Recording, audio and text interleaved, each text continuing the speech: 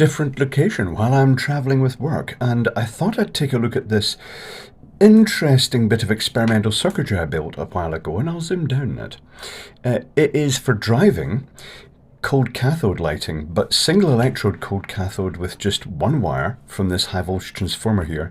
It's powered from a 240 volt supply, and also, just for novelty, because I could and it kind of semi-worked, it scripts, but not very well. So it gently ramps the tube up and makes the lights sort of travel along a bit further as it does so. So let me set this up and I'll show you it operating. One moment please. So as you can see, it kind of works and is affected when you put your hand close to it as well, because it is capacitively coupling.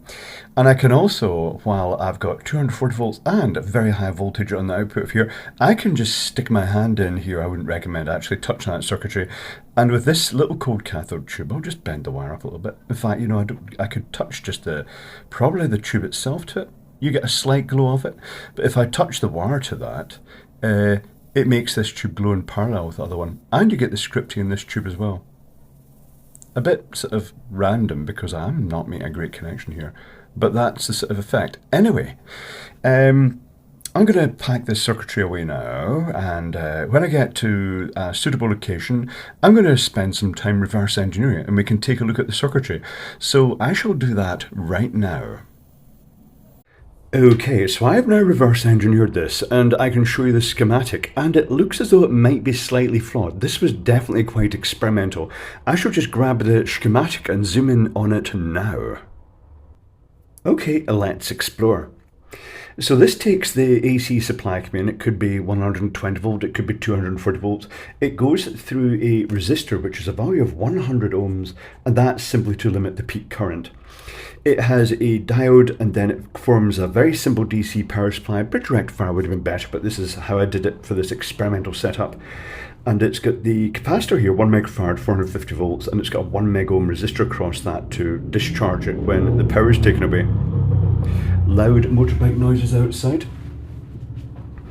So through these resistors, this capacitor charges up in series with the high voltage transformer, which is this is a 6 kV one. This has a super mega flaw these always had, that if you put any stress in the leads, they start rotating in the former here to hold the base, and that effectively breaks the little high voltage wire, but it still works because it jumps across that tiny gap, but not ideal.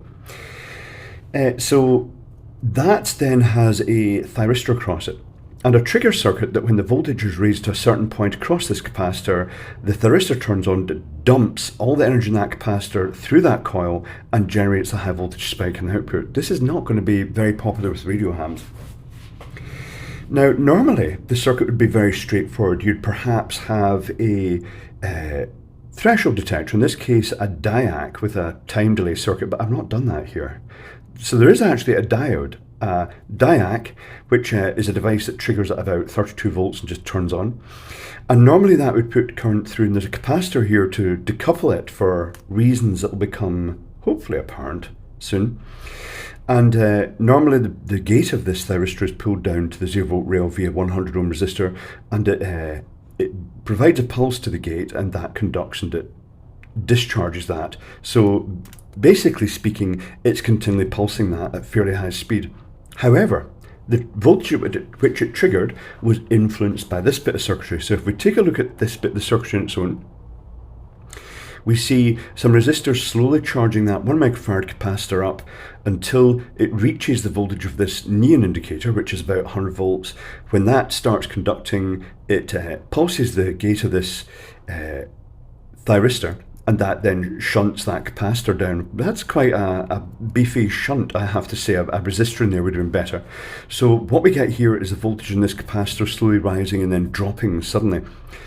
And between the diac and that is another neon and a 100k resistor, which means that effectively what the diac's seeing is the voltage on this side of it gradually rising and dropping. And what that means is that the trigger point of this diac changes based on its voltage here versus the voltage there. It's looking for about 32 volts across that.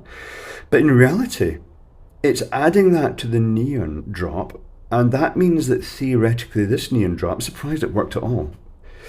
I would have been better adding another neon here, because effectively what we've got here is that the voltage here is only going to rise to about 100 volts, and that's pretty much the threshold point that's neon in the first place. So there was a flaw in the design. There are lots of flaws in the design, but it was interesting. It could do with a bit of rework. Let me know what you think about it, or ways it could be achieved.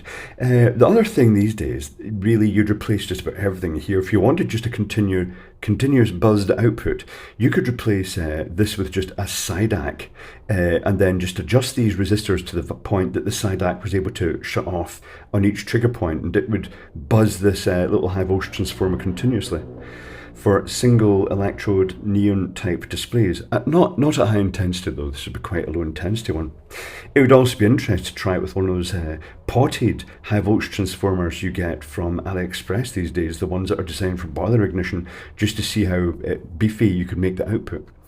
But that is it. It was interesting, it worked at the time, it was fun, and reverse engineering it was also quite interesting, particularly given the dead bug construction. The thyristors are TIC 106D and 126D. 106 for this one, I think, is it? No, 126 for that one and 106 for this one. But it was just randomly barged together stuff, but quite interesting. It was quite fun to do at the time, and it did have desired sort of neon type effects.